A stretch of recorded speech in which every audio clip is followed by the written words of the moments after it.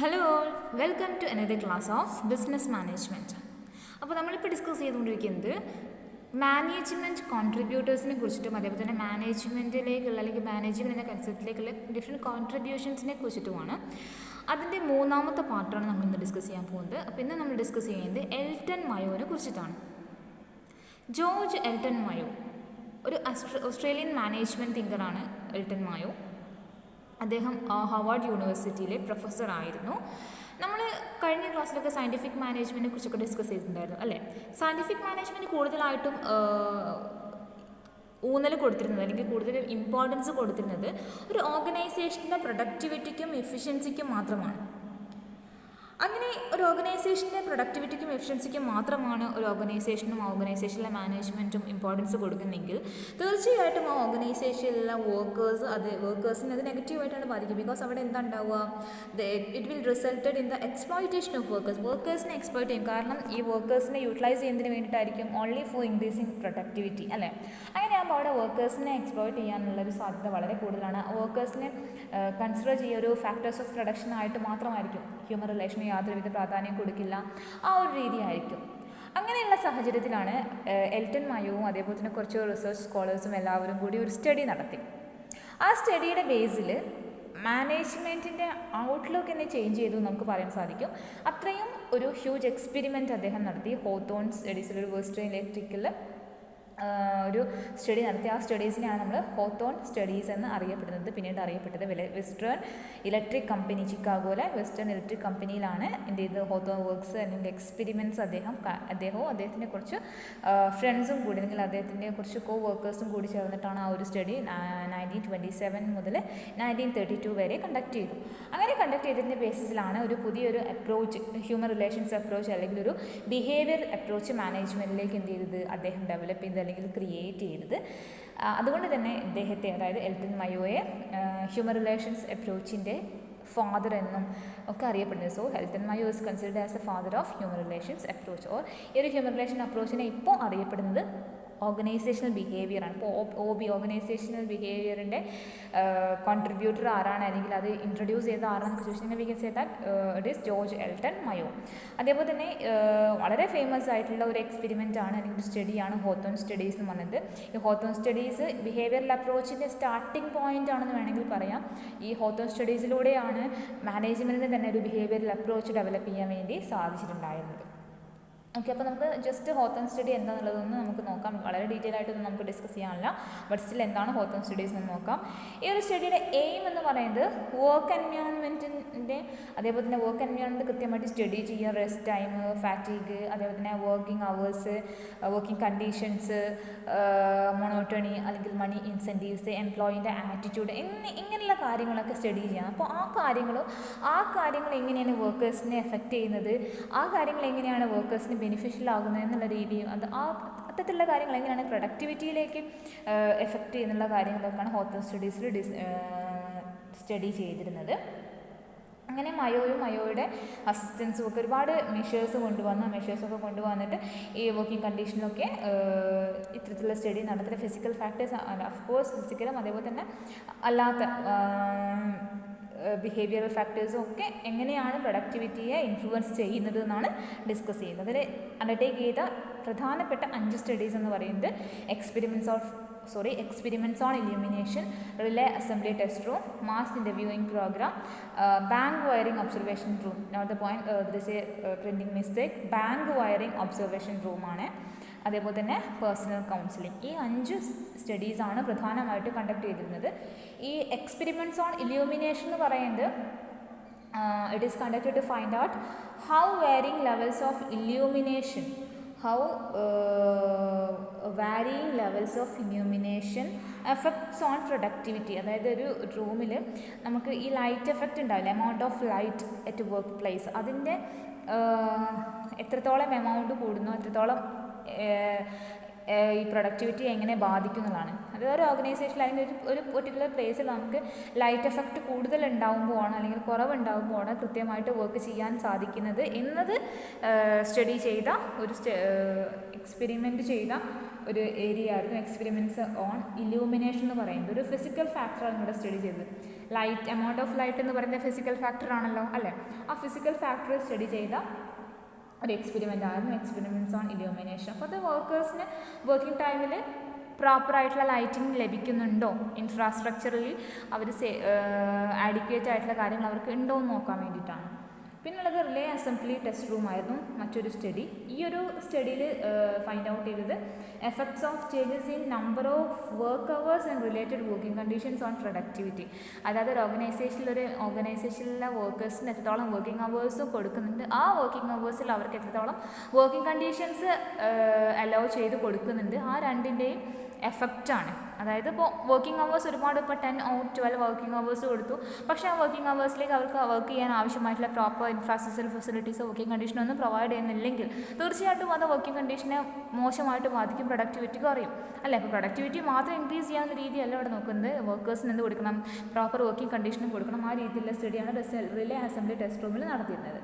പിന്നെ വന്നത് mass interview programme ആയിരുന്നു. ഈ മാസ് ഇൻ്റർവ്യൂ പ്രോഗ്രാമിൽ വർക്കേഴ്സിനെ ഇൻ്റർവ്യൂ ചെയ്തിട്ട് അവരുടെ ആറ്റിറ്റ്യൂഡ്, വർക്കിംഗ് ആറ്റിറ്റ്യൂഡും അവരുടെ സെൻറ്റിമെൻറ്റ്സും ഒക്കെയാണ് ഫൈൻഡ് ഔട്ട് ചെയ്തത്. വർക്കിനോടുള്ള അവരുടെ സെൻറ്റിമെൻറ്റ്സും വർക്കിനോടുള്ള അവരുടെ ആറ്റിറ്റ്യൂഡൊക്കെ മനസ്സിലാക്കിയെടുത്തു. പിന്നെ അത് ബാങ്ക് വയറിംഗ് ഒബ്സർവേഷൻ റൂമായിരുന്നു. ഈ ബാങ്ക് വയറിംഗ് ഒബ്സർവേഷൻ റൂമിലുള്ള എക്സ്പെരിമെൻ്റ് എന്ന് പറയുന്നത് സോഷ്യൽ സിസ്റ്റം ഓഫ് എൻ ഓർഗനൈസേഷനാണ് ഫൈൻഡ് ഔട്ട് ചെയ്തത്. ഒരു ഓർഗനൈസേഷനിലെ സോഷ്യൽ സിസ്റ്റം, ഈ വർക്കേഴ്സ് തമ്മിൽ അങ്ങോട്ടും ഇങ്ങോട്ടും കോപ്പറേഷൻ ഉണ്ടോ, അല്ലെങ്കിൽ വർക്കേഴ്സ് തമ്മിൽ അങ്ങോട്ടും ഇങ്ങോട്ടും ഹാർമോണിയസ് റിലേഷൻഷിപ്പ് ഉണ്ടോ, അവർ തമ്മിൽ പ്രോപ്പർ റിലേഷൻഷിപ്പ് വേണം, അവർ തമ്മിൽ സോഷ്യലി മിങ്കിൾ ചെയ്യണം, ആ രീതിയൊക്കെയാണ് ബാങ്ക് വയറിംഗ് ഒബ്സർവേഷൻ റൂമിലുള്ളത്. പിന്നെ പേഴ്സണൽ കൗൺസിലിംഗ് ആണ്. ഈ വർക്കേഴ്സിന് എന്ത് ചെയ്യണം, പേഴ്സണൽ കൗൺസിലിംഗ് നടത്തണം, അവരുടെ ഇമോഷൻസ് അല്ലെങ്കിൽ അവരുടെ പ്രോബ്ലംസ് ഒക്കെ ഫൈൻഡ് ഔട്ട് ചെയ്തിട്ട് ആ ഓർഗനൈസേഷനിലെ വർക്കേഴ്സിന് ആ വർക്കിംഗ് കണ്ടീഷനുമായിട്ട് അഡാപ്റ്റ് ചെയ്ത് പോകാൻ ആവശ്യമായിട്ടുള്ള സോഴ്സസൊക്കെ അല്ലെങ്കിൽ ആ രീതിയിലുള്ള സജഷൻസൊക്കെ നൽകണം എന്നുള്ള ഒരു രീതിയായിരുന്നു പേഴ്സണൽ കൗൺസിലിങ്ങിൽ കൊടുത്തിരിക്കുന്നത്. അപ്പോൾ ഇത്രയാണ് ഹോത്തോൺ സ്റ്റഡീസിൻ്റെ മെയിൻ കണ്ടൻറ് എന്ന് പറയുന്നത്. അപ്പോൾ ഇതാണ് ഇത്രയും 5 സ്റ്റഡീസാണ് ഹോത്തോൺ സ്റ്റഡീസിൻ്റെ അണ്ടറിൽ പ്രധാനമായിട്ട് വരുന്നത്. ഓക്കെ, ആൻഡ് അറ്റ് ലാസ്റ്റ് ഈ ഹോത്തോൺ സ്റ്റഡീസിൻ്റെ മെയിൻ ഫൈൻഡിങ്സ്, ഈ എക്സ്പെരിമെൻറ്റ്സ് ഒക്കെ നടത്തിയതിന് ശേഷം ഈ ഒരു ഹോത്തോൺ സ്റ്റഡീസിൻ്റെ ഫൈൻഡിങ്സ് എന്ന് പറയുന്നത് എന്തൊക്കെയാണെന്നുള്ളത് നമുക്ക് നോക്കാം. First of all, responsiveness to total work situation. അതായത് മയോ പറഞ്ഞിരിക്കുന്നത് ഒരു ഓർഗനൈസേഷനിലുള്ള വർക്കേഴ്സ് ആ ഓർഗനൈസേഷനിലെ ടോട്ടൽ വർക്ക് സിറ്റുവേഷനുമായിട്ട് റെസ്പോൺസീവ്ഡ് ആയിരിക്കും അല്ലെങ്കിൽ റെസ്പോണ്ട് ചെയ്യും. അതായത് ഓർഗനൈസേഷനിലെ വർക്കിംഗ് കണ്ടീഷൻ വളരെ മോശമാണെങ്കിൽ തീർച്ചയായിട്ടും ആ ഓർഗനൈസേഷനിലെ പ്രൊഡക്ടിവിറ്റി കുറയും. അതേപോലെ തന്നെ അവർക്ക് പ്രോപ്പറായിട്ടുള്ള റെസ്റ്റ് ടൈം കൊടുക്കുന്നില്ല, അവർ എംപ്ലോയേഴ്സിൻ്റെ ആറ്റിറ്റ്യൂഡ് നല്ലതല്ല അല്ലെങ്കിൽ എംപ്ലോയീസിൻ്റെ ആറ്റിറ്റ്യൂഡ് നല്ലതല്ല, ഫോർമൽ ആൻഡ് ഇൻഫോർമൽ ഓർഗനൈസേഷൻ അവിടെ ഇല്ല, അല്ലെങ്കിൽ ആകെ ഫോർമൽ ഓർഗനൈസേഷൻ മാത്രമേ ഉള്ളൂ. അങ്ങനെയുള്ള കാര്യങ്ങളൊക്കെ എന്തായിരിക്കും, ഇൻറ്റിമേറ്റ്ലി റിലേറ്റഡ് ആയിരിക്കും. എല്ലാ കാര്യങ്ങളും ഇത്തരത്തിലുള്ള എല്ലാ വർക്ക് സിറ്റുവേഷനും ഓർഗനൈസേഷനിലെ പ്രൊഡക്ടിവിറ്റിയുമായിട്ടോ അല്ലെങ്കിൽ ഓർഗനൈസേഷനിലെ വർക്കേഴ്സിൻ്റെ പെർഫോമൻസുമായിട്ടും ഇൻറ്റിമേറ്റ്ലി റിലേറ്റഡ് ആയിരിക്കുമെന്നാണ് ഹോത്തോൺ സ്റ്റഡീസിൻ്റെ പ്രധാനപ്പെട്ട ഫൈൻഡിങ് എന്ന് പറയുന്നത്. So responsiveness to total work situation, workers എല്ലാ വർക്കേഴ്സും എന്തായിരിക്കും അവരുടെ വർക്ക് സിറ്റുവേഷനുമായിട്ട് റെസ്പോണ്ട് ചെയ്തുകൊണ്ടിരിക്കുകയാണ്. ദാറ്റ് മീൻസ് അത് തമ്മിൽ എന്താണ് റിലേറ്റഡ് ആണ് എന്നുള്ളതാണ്. പിന്നെ രണ്ടാമത് പറയുന്നത് സോഷ്യൽ ഫാക്ടേഴ്സ് ഇൻ മോട്ടിവേഷൻ. ഈ ഒരു പോയിന്റിൽ പറയുന്നത് മയോ ആൻഡ് ഹിസ് അസിസ്റ്റൻസ്, മയോവും അവരുടെ അസിസ്റ്റൻസും കൂടുതൽ ഫോക്കസ് കൊടുക്കുന്നത് വെച്ചിട്ടുണ്ടെങ്കിൽ സോഷ്യൽ ഫാക്ടേഴ്സിന് കൂടുതൽ ഇമ്പോർട്ടൻസ് കൊടുക്കുന്നതാണ്. സോഷ്യൽ ഫാക്ടേഴ്സിന് ഒരു ഓർഗനൈസേഷനിലെ വർക്കേഴ്സിന് കൂടുതലായിട്ട് എന്ത് ചെയ്യാൻ സാധിക്കും, ഇൻഫ്ലുവൻസ് ചെയ്യാൻ സാധിക്കും. അങ്ങനെ ഇൻഫ്ലുവൻസ് ചെയ്യുന്നതോട് കൂടിയിട്ട് ഓർഗനൈസേഷന് സക്സസിന് വരെ ഇൻഫ്ലുവൻസ് ചെയ്യാൻ സാധിക്കുമെന്നാണ് പറയുന്നത്. ഓക്കെ, ഫിസിക്കൽ കണ്ടീഷന് വളരെ ലെസ് ഇമ്പാക്റ്റേ ഉള്ളൂ as compared to social condition. Social കണ്ടീഷനാണ് കൂടുതൽ പ്രാധാന്യം നൽകുന്നത്. എംപ്ലോയീസിൻ്റെ സോഷ്യൽ നീഡ്സും അതേപോലെ തന്നെ എംപ്ലോയീസിൻ്റെ സൈക്കോളജിക്കൽ നീഡ്സും ഒക്കെ സെർവ് ചെയ്യാമെന്നുണ്ടെങ്കിൽ തീർച്ചയായിട്ടും, അതായത് സോഷ്യൽ നീഡ്സും സൈക്കോളജിക്കൽ നീഡ്സും സെർവ് ചെയ്യാന്ന് വെച്ചിട്ടുണ്ടെങ്കിൽ അവർക്ക് പ്രോപ്പറായിട്ടുള്ള റിലേഷൻസ് എസ്റ്റാബ്ലിഷ് ചെയ്യാൻ വേണ്ടിയിട്ടുള്ള സൗകര്യങ്ങൾ ഒരുക്കി കൊടുക്കുക, അവർക്ക് പ്രോപ്പറായിട്ടുള്ള ഇൻഫോർമൽ ഗ്രൂപ്പ്സ് ക്രിയേറ്റ് ചെയ്ത് കൊടുക്കുക, അവരെ പ്രോപ്പർ കോർഡിനേഷനോട് കൂടിയിട്ടും പ്രോപ്പർ കോപ്പറേഷനോട് കൂടിയിട്ടും അവരെ എന്താ പറയുക കോർഡിനേറ്റ് ചെയ്ത് പോവുകയാണെന്നുണ്ടെങ്കിൽ തീർച്ചയായിട്ടും ഓർഗനൈസേഷൻ സക്സസ്ഫുൾ ആകുമെന്നാണ് എൽട്ടൺ മയോയുടെ മറ്റൊരു ഫോക്കസ് എന്ന് പറയുന്നത്. പിന്നെ പറയുന്നത് സിഗ്നിഫിക്കൻസ് ഓഫ് ഹ്യൂമൻ ഗ്രൂപ്പാണ്. ഒരു ഓർഗനൈസേഷനിൽ തീർച്ചയായിട്ടും ഇൻഫോർമൽ ഓർഗനൈസേഷൻ ഉണ്ടായിരിക്കണം എന്നുള്ളതാണ് ഹോത്തൻസ് എക്സ്പെരിമെൻറ്റിൻ്റെ മറ്റൊരു പ്രധാനപ്പെട്ട കണ്ടുപിടുത്തം. സ്ട്രോങ്ങർ ഇൻഫ്ലുവൻസ് ആണ് ഇൻഫോർമൽ റിലേഷൻഷിപ്പിന് എന്നാണ് ഹോത്തൻസ് സ്റ്റഡീസിൻ്റെ കണ്ടുപിടുത്തം. കാരണം ഹ്യൂമൻ റിലേഷൻസ് എത്രത്തോളം എന്താ പറയുക ചെറിഷ് ചെയ്യാൻ പറ്റുമോ അത്രത്തോളം ഗ്രേറ്റർ മോട്ടിവേഷനാണ് അവിടെ നൽകാൻ സാധിക്കുക എന്നാണ് എന്ത് പറഞ്ഞിരിക്കുന്നത് ഹോത്തൻസ് സ്റ്റഡീസ് പറഞ്ഞിരിക്കുന്നത്. So significance must be given to the creation of human group or informal human group in the organization. പിന്നെ ഉള്ളത് പറയുന്നത് ലീഡർഷിപ്പാണ്. എൽട്ടൺ മയോ അഡ്വക്കേറ്റ് ചെയ്തത് ലീഡർഷിപ്പ് സ്റ്റൈല് ചേഞ്ച് ചെയ്യാൻ, ഒരു ഓട്ടോക്രാറ്റിക് ആയിട്ടുള്ള സ്റ്റൈല് അല്ലെങ്കിൽ ബ്യൂറോക്രാറ്റിക് ആയിട്ടുള്ള സ്റ്റൈല് ഒഴിവാക്കാനുള്ള കാര്യമാണ് എൽട്ടൺ മയോ പറഞ്ഞിരിക്കുന്നത്. എല്ലാ ലീഡേഴ്സും തീർച്ചയായിട്ടും എന്ത് ചെയ്യുക, ഈ എംപ്ലോയീസിൻ്റെ ഫീലിങ്സ് മനസ്സിലാക്കുക എന്നുള്ളതാണ് പറയുന്നത്. From the words and behaviour he must be able to understand the feelings and sentiments implied from the words and behaviour of the employer. Okay, വർക്കേഴ്സിൻ്റെ ബിഹേവിയറിൽ നിന്നും അല്ലെങ്കിൽ വർക്കേഴ്സിൻ്റെ വേർഡ്സിൽ നിന്നും അവരുടെ ഫീലിങ്സും സെൻറ്റിമെൻറ്റ്സും മനസ്സിലാക്കുകയും അതേപോലെ തന്നെ അവരുടെ സൈക്കോളജിക്കൽ ആൻഡ് സോഷ്യൽ നീഡ്സ് മനസ്സിലാക്കുകയും ചെയ്യുന്നൊരു വ്യക്തിയായിരിക്കണം ഒരു ലീഡർ എന്ന് പറയുന്നത്. അപ്പോൾ ലീഡർഷിപ്പ് സ്റ്റൈൽ തന്നെ ചേഞ്ച് ചെയ്യണമെന്നാണ് മയോ അഡ്വക്കേറ്റ് ചെയ്തിരിക്കുന്നത്. പിന്നെ പറയുന്നത് സൂപ്പർവിഷനാണ്. സൂപ്പർവിഷൻ്റെ കാര്യം പറഞ്ഞു വെച്ചിട്ടുണ്ടെങ്കിൽ വർക്കേഴ്സിന് കൂടുതൽ പ്രൊഡക്ടിവിറ്റി ആയിട്ട് വർക്ക് ചെയ്യണമെങ്കിൽ ഒരു friendly and cooperative and relaxed സൂപ്പർവിഷനാണ് അവിടെ വേണ്ടത്, അല്ലേ? ഒരു അതോറിറ്റേറിയൻ സൂപ്പർവിഷനേക്കാളും കൂടുതൽ ഒരു ഫ്രണ്ട്ലി സൂപ്പർവിഷനാണ് ഓർഗനൈസേഷനിൽ ഉണ്ടാകുന്നതെങ്കിൽ തീർച്ചയായിട്ടും അത് പ്രൊഡക്റ്റീവിനെ അല്ലെങ്കിൽ പ്രൊഡക്ടിവിറ്റിയെ പോസിറ്റീവ്ലിയാണ് എഫക്റ്റ് ചെയ്യാമെന്നാണ് പറയുന്നത്. ഇപ്പോൾ സൂപ്പർവിഷൻ മസ്റ്റ് ബി ഫ്രണ്ട്ലി, അങ്ങനെ ആയിരിക്കണം. പിന്നെ പറയുന്നത് കമ്മ്യൂണിക്കേഷൻ ആൻഡ് കൺസൾട്ടേഷൻ ആണ്. കമ്മ്യൂണിക്കേഷൻ ആൻഡ് കൺസൾട്ടേഷൻ എന്ന് പറയുന്നത് വർക്കേഴ്സിനെയും കൂടി അല്ലെങ്കിൽ വർക്കേഴ്സിനും കൂടി ഒരു ഓപ്പർച്യൂണിറ്റി കൊടുക്കുക, ഡിസിഷൻ മേക്കിങ്ങിന് അവരെയും പാർട്ടിസിപ്പേറ്റ് ചെയ്യിപ്പിക്കുക, അവർക്ക് അവരുടെ വ്യൂ കൂടി എക്സ്പ്രസ് ചെയ്യാനുള്ളൊരു ഓപ്പർച്യൂണിറ്റി നൽകുക. അതേപോലെ തന്നെ ടു വേ കമ്മ്യൂണിക്കേഷൻ ഒന്ന് ചെറിഷ് ചെയ്യുക. ഇങ്ങനെയൊക്കെയാണെന്നുണ്ടെങ്കിൽ ഓർഗനൈസേഷനിൽ അത് പോസിറ്റീവായിട്ട് ആണ് റിഫ്ലക്റ്റ് ചെയ്യാമെന്നാണ് മയോ പറഞ്ഞിരിക്കുന്നത്. അപ്പോൾ ഇത്രയാണ് മയോയുടെ കോൺട്രിബ്യൂഷനായിട്ട് നമുക്ക് ഡിസ്കസ് ചെയ്യാനുള്ളത്. അപ്പോൾ നമുക്ക് ഡിസ്കസ് ചെയ്യാനുള്ളത് മറ്റൊരു കോൺട്രിബ്യൂട്ടറാണ് H L. Gantt or otherwise Henry Laurence Gantt. And 1861 അദ്ദേഹം ജനിച്ചത്. അദ്ദേഹം ഒരു മെക്കാനിക്കൽ എഞ്ചിനീയറിംഗ് ഗ്രാജുവേറ്റ് ആയിരുന്നു. അദ്ദേഹം പിന്നീട് ഒരു മിഡ്വാലി സ്റ്റീൽ കമ്പനിയിൽ ഒരു എഞ്ചിനീയറായിട്ട് ജോയിൻ ചെയ്തു. ആൻഡ് അദ്ദേഹം പിന്നെ F.W. ടൈലറുടെ അസിസ്റ്റൻ്റായിട്ട് അദ്ദേഹം പ്രവർത്തിച്ചിട്ടുണ്ടായിരുന്നു. അദ്ദേഹത്തിൻ്റെ മെയിൻ കോൺട്രിബ്യൂഷൻ എന്ന് പറയുന്നത് ഇൻഡസ്ട്രിയിൽ ഫിലോസഫി ഓഫ് ഹ്യൂമാനിറ്റി ഇൻട്രൊഡ്യൂസ് ചെയ്തതാണ്. ഇൻഡസ്ട്രീസിൽ കൂടുതലും റെക്കഗ്നീഷൻ ഹ്യൂമൻ ഫാക്ടേഴ്സിന് കൊടുക്കണം എന്നതായിരുന്നു എച്ച്.എൽ. ഗാണ്ടിൻ്റെ ഒരു കോൺട്രിബ്യൂഷൻ എന്ന് പറയുന്നത്. അതായത് ഹ്യൂമൻ ഫാക്ടറിന് അല്ലെങ്കിൽ ഹ്യൂമാനിറ്റിക്ക് കൂടുതൽ ഇമ്പോർട്ടൻസ് കൊടുക്കുക എന്നുള്ളതായിരുന്നു അദ്ദേഹത്തിൻ്റെ ഒരു മാനേജ്മെൻറ്റ് കോൺട്രിബ്യൂഷൻ എന്ന് പറയുന്നത്. അതേപോലെ തന്നെ മറ്റൊരു കാര്യം, അദ്ദേഹം സയൻറ്റിഫിക് മാനേജ്മെൻറ്റിൻ്റെ ഇമ്പോർട്ടൻസിന് അദ്ദേഹം കൂടുതൽ പ്രാധാന്യം നൽകിയിട്ടുണ്ട്. അതേപോലെ തന്നെ മാനേജ്മെൻറ്റ് എന്ന് പറയുന്ന ഒരു ഫംഗ്ഷൻ എല്ലാ ഫീൽഡിലും അപ്ലൈ ചെയ്യാമെന്ന് മെൻഷൻ ചെയ്ത ഒരു പേഴ്സൺ ആയിരുന്നു എച്ച്.എൽ. ഗാണ്ട് എന്ന് പറയുന്നത്. പിന്നെ അദ്ദേഹത്തിൻ്റെ വളരെ പ്രധാനപ്പെട്ട ഒരു കോൺട്രിബ്യൂഷൻ, ഏറ്റവും പ്രധാനപ്പെട്ടത് ഫിലോസഫി ഓഫ് ഹ്യൂമാനിറ്റി ഇൻ ഇൻഡസ്ട്രിയാണ്. മറ്റൊരു പ്രധാനപ്പെട്ട കോൺട്രിബ്യൂഷൻ ഗാണ്ട് ചാർട്ടാണ്. അദ്ദേഹം ഇൻട്രൊഡ്യൂസ് ചെയ്തൊരു ചാർട്ടാണ് ഗാണ്ട് ചാർട്ട് എന്ന് പറയുന്നത്. ഈ ഒരു ചാർട്ട് എന്ന് പറയുന്നത് it portrays and measure and activity, ഒരു ഓർഗനൈസേഷനിൽ ഉണ്ടാകുന്ന പെർഫോമൻസ് അല്ലെങ്കിൽ ഓർഗനൈസേഷനിൽ ഉണ്ടാകുന്ന ആക്ടിവിറ്റി പോർട്രേറ്റ് ചെയ്യുന്ന ഒരു ചാർട്ടാണ് ഗാണ്ട് ചാർട്ട് എന്ന് പറയുന്നത്. അതേപോലെ തന്നെ പോർട്രേറ്റ് ചെയ്യാൻ മാത്രമല്ല ആ ഒരു ചാർട്ടിലൂടെ നമുക്ക് മെഷർ ചെയ്യാനും സാധിക്കും പെർഫോമൻസ്, വർക്കേഴ്സിൻ്റെ പെർഫോമൻസ് മെഷർ ചെയ്യാം. അപ്പം ആ ഒരു ഓൾറെഡി നമ്മൾ ആക്ടിവിറ്റി അവിടെ പോർട്രേറ്റ് ചെയ്യുകയും അത് മെഷർ ചെയ്യുകയും ചെയ്യുമ്പോൾ വി ക്യാൻ കമ്പയർ, നമുക്ക് ഈസിലി കമ്പയർ ചെയ്യാൻ സാധിക്കും. So it is a device use to compare the actual performance and the planned performance. Okay, ഓർഗനൈസേഷനിലെ വർക്കേഴ്സിൻ്റെ ആക്ച്വൽ പെർഫോമൻസും പ്ലാൻഡ് പെർഫോമൻസും കമ്പയർ ചെയ്യാൻ യൂസ് ചെയ്യാവുന്ന ഒരു ചാർട്ടായിരുന്നു ഗാണ്ട് ചാർട്ട് എന്ന് പറയുന്നത്. പിന്നുള്ള അദ്ദേഹത്തിൻ്റെ ഒരു കോൺട്രിബ്യൂഷൻ എന്ന് പറയുന്നത് വർക്കേഴ്സിന് റെമ്യൂണറേഷൻ റിലേറ്റഡ് ആയിട്ടുള്ളതാണ്. അദ്ദേഹം സജസ്റ്റ് ചെയ്തതാണ് ടാസ്ക് ആൻഡ് ബോണസ് സിസ്റ്റം എന്ന് പറയുന്നത്.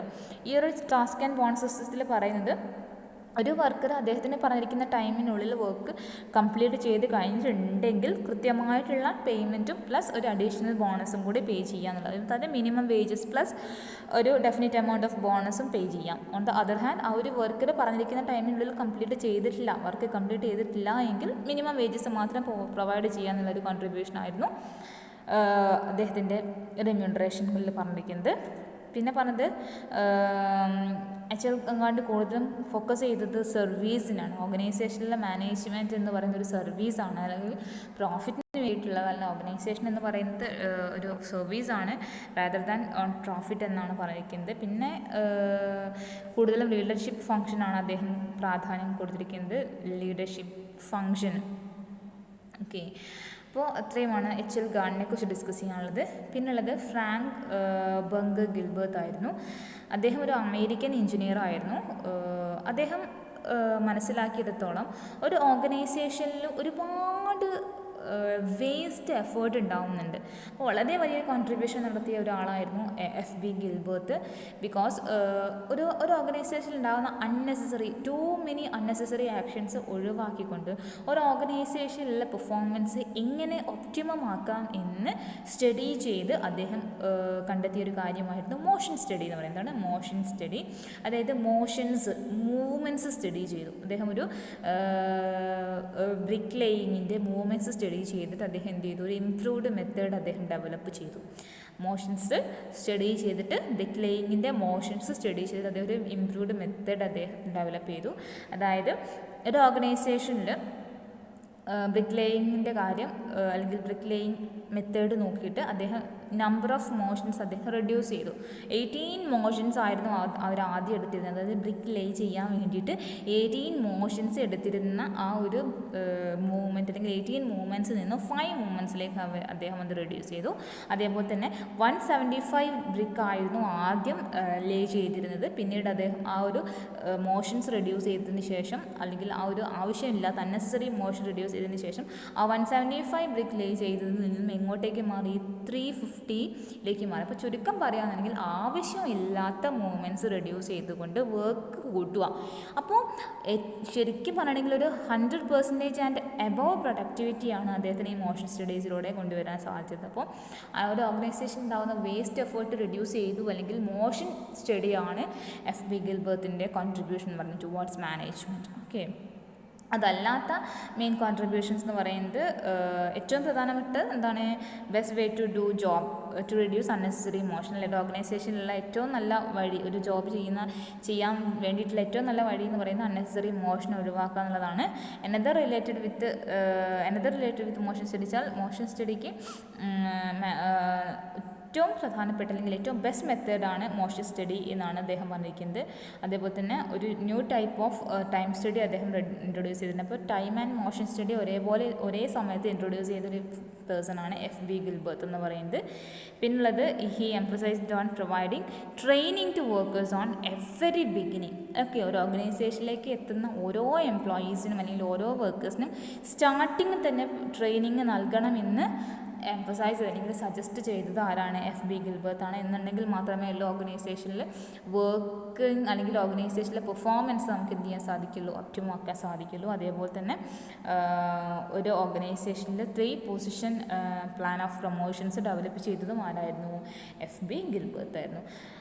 ആൻഡ് അദ്ദേഹത്തിൻ്റെ മറ്റൊരു കോൺട്രിബ്യൂഷൻ എന്ന് പറയുന്നത് വേസ്റ്റ്ഫുൾ ആൻഡ് അൺപ്രൊഡക്റ്റീവ് മൂവ്മെൻറ്റ്സ് ഒക്കെ അവോയ്ഡ് ചെയ്യാൻ വേണ്ടിയിട്ട് ചില ഡിവൈസ്ഡ് മെത്തേഡ്സ് അദ്ദേഹം എന്ത് ചെയ്തു, ഇൻട്രൊഡ്യൂസ് ചെയ്തിട്ടുണ്ടായിരുന്നു. ആൻഡ് അതിന് വേണ്ടിയിട്ട് അദ്ദേഹം ഹ്യൂമൻ മോഷൻസിനെ അവർ ക്ലാസിഫൈ ചെയ്തു.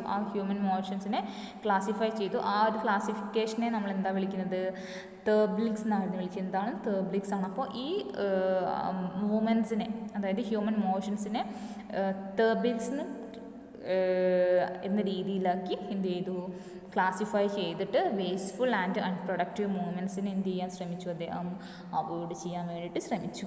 അദ്ദേഹത്തിൻ്റെ വൈഫായിരുന്നു Mrs Lillian Moller Gilbreth. She also made contributions to the development of scientific management. Basically ഒരു ഓർഗനൈസേഷനിലെ ഏറ്റവും best way of doing work എന്ന് പറയുന്നത് ഇത് തന്നെയാണ്, മോഷൻ തന്നെയാണെങ്കിൽ മോഷൻ സ്റ്റഡിക്കാണ് കൂടുതൽ ഇമ്പോർട്ടൻസ് കൊടുക്കുന്നത്. She also join with her husband in the motion study and she also gave emphasis in the importance of recognition of human factors in the industry. ഒരു ഓർഗനൈസേഷനിലെ human ഫാക്ടേഴ്സിന് കൂടുതൽ ഇമ്പോർട്ടൻസ് ഉണ്ട് എന്നും ആര് suggest ചെയ്തിട്ടുണ്ട്, Lilian മോൾ Gilbert suggest ചെയ്തിട്ടുണ്ട്. അപ്പോൾ ഇത്രയുമാണ് ഇന്നത്തെ നമ്മുടെ കണ്ടൻറ്റ്. ക്ലിയർ ആയെന്ന് വിശ്വസിക്കുന്നു. Thank you.